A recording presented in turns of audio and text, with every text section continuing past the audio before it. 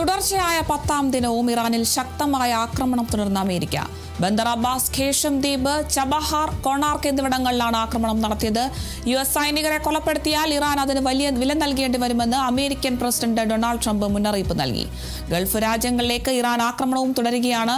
കുവൈറ്റിലെ അർഫ്ജാനിൽ US missile സംവിധാനങ്ങളെ ആക്രമിച്ചതായി Iran സൈന്യം അറിയിച്ചു. ആന്റണി ജസ്റ്റോർ ചേരുന്നുണ്ട്. ആന്റണി, വീണ്ടും പ്രക്ഷുബ്ധമാവുകയാണ് പശ്ചിമേഷ്യ. ഇനിയും കൊലപ്പെടുത്തുകയാണെങ്കിൽ, അമേരിക്കൻ സൈനികരെ കൊലപ്പെടുത്തുകയാണെങ്കിൽ ഇറാൻ വലിയ വില നൽകേണ്ടി വരുമെന്നൊരു മുന്നറിയിപ്പ് കൂടി ട്രംപിന്റെ ഭാഗത്തു നിന്നും ഉണ്ടാകുന്നുണ്ട്. വിശദാംശങ്ങൾ എങ്ങനെയാണ്? തീർച്ചയായും അശാന്തി തുടരുകയാണ് പശ്ചിമേഷ്യയിൽ. ആക്രമണം 10ാം ദിനത്തിലേക്ക് കടക്കുകയാണ് അമേരിക്ക ഇറാനിൽ. ഏതായാലും ഇന്നലെയും ശക്തമായ ആക്രമണം, പ്രത്യേകിച്ച് നമുക്ക് കാണാം കഴിഞ്ഞ 10 ദിനവും പ്രധാനപ്പെട്ട ആക്രമണങ്ങൾ നടന്നത് ഈ ഖേഷം ദ്വീപ്, അതുപോലെ തന്നെ ബന്ദർ അബ്ബാസ്, ചബഹാർ അടക്കമുള്ള മേഖലകളിലാണ്, സിറിക് അടക്കമുള്ള മേഖലകളിലാണ് കഴിഞ്ഞ കുറേ ദിവസങ്ങളായി, അല്ലെങ്കിൽ 10 ദിവസങ്ങളായി അമേരിക്ക തുടർച്ചയായ ആക്രമണം നടത്തുന്നത്. ഏതായാലും ഇന്നും അവിടെ തന്നെയാണ് അമേരിക്കയുടെ ആക്രമണം ഉണ്ടായിട്ടുള്ളത്. ആക്രമണം നടത്തിയതായി US സെൻട്രൽ കമാൻഡ് സ്ഥിരീകരിക്കുകയും ചെയ്യുന്നുണ്ട്. ഏതായാലും സ്ഫോടന ശബ്ദം കേട്ടതായി ഇറാൻ മാധ്യമങ്ങളും റിപ്പോർട്ട് ചെയ്തിട്ടുണ്ട്.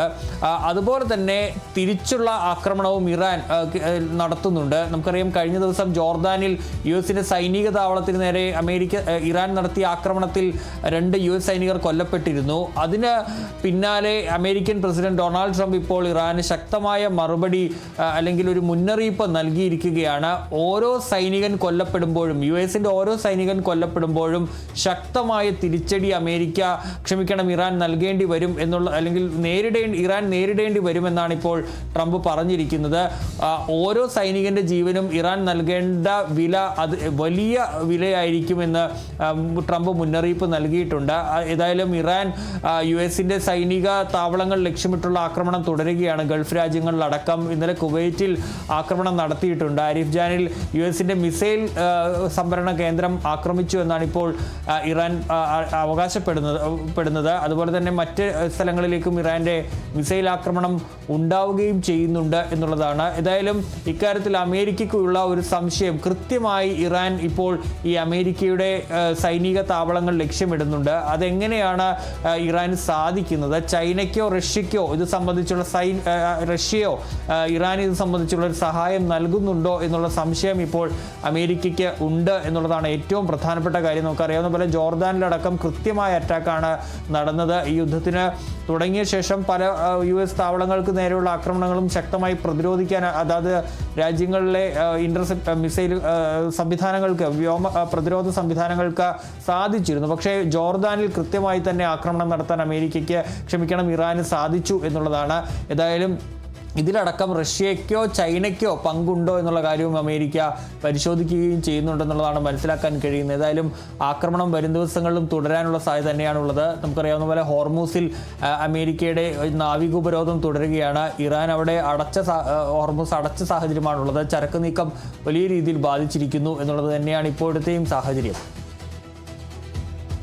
ശരി, വ്യക്തമാണ്. എന്തായാലും അമേരിക്ക ഇറാനിലേക്കുള്ള ആക്രമണം തുടർന്നുകൊണ്ടിരിക്കുകയാണ്. എന്തായാലും വലിയ മുന്നറിയിപ്പൊക്കെ ട്രംപിന്റെ ഭാഗത്തു നിന്നും വരുന്നുണ്ട്. ഇറാൻ വലിയ വില കൊടുക്കേണ്ടി വരും അമേരിക്കൻ സൈനികരെ കൊലപ്പെടുത്തിയാൽ എന്നൊരു മുന്നറിയിപ്പ് കൂടി ട്രംപിന്റെ ഭാഗത്തു നിന്നും വരുന്നുണ്ട്. എന്തായാലും ഗൾഫ് രാജ്യങ്ങളിലേക്ക് ഇറാനും ആക്രമണം തുടരുകയാണ്. കുവൈറ്റിലൊക്കെ US മിസൈൽ സംവിധാനങ്ങളെ ആക്രമിച്ചതായാണ് ഇറാൻ സൈന്യം അറിയിക്കുന്നത്. കൂടുതൽ വിവരങ്ങൾ നൽകിയത് ആന്റണി ജസ്റ്റോർജാണ്.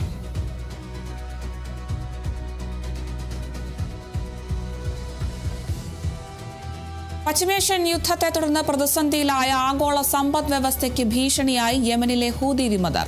ചെങ്കടലിൽ സൗദി അറേബ്യൻ കപ്പലുകളെ തടയുമെന്നാണ് ഇറാന്റെ പിന്തുണയുള്ള ഹൂതികളുടെ ഭീഷണി.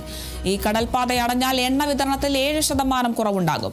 നിലവിൽ ചെങ്കടൽ വഴി സൗദിയിൽ നിന്നും ബാരൽ ക്രൂഡ് ഓയിൽ ആഗോള വിപണിയിലെത്തുന്നത് വലിയ ആശ്വാസമാണ്. സൗദി കപ്പലുകളെ തടയുന്ന നടപടിയിലേക്ക് ഹൂതികൾ കടന്നാൽ എണ്ണ വിതരണം തടസ്സപ്പെടാം. ഇത് ഇന്ധനവില കുത്തനെ ഉയരാനും ഇന്ത്യ ഉൾപ്പെടെയുള്ള രാജ്യങ്ങൾക്ക് തിരിച്ചടിയാകാനും സാധ്യതയുണ്ട്. എന്നാൽ ഹൂതികളുടെ ഈ നീക്കത്തെ ശക്തമായി എതിർക്കുമെന്നാണ് സൗദി അറേബ്യയുടെ വിദേശകാര്യ മന്ത്രാലയം വ്യക്തമാക്കിയത്.